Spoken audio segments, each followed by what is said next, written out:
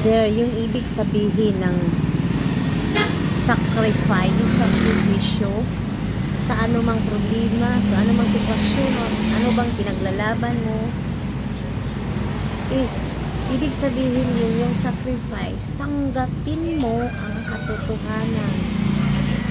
Tanggapin mo na lang na kahit hindi mo ikakasaya, tinatanggap mo. Wala ganun.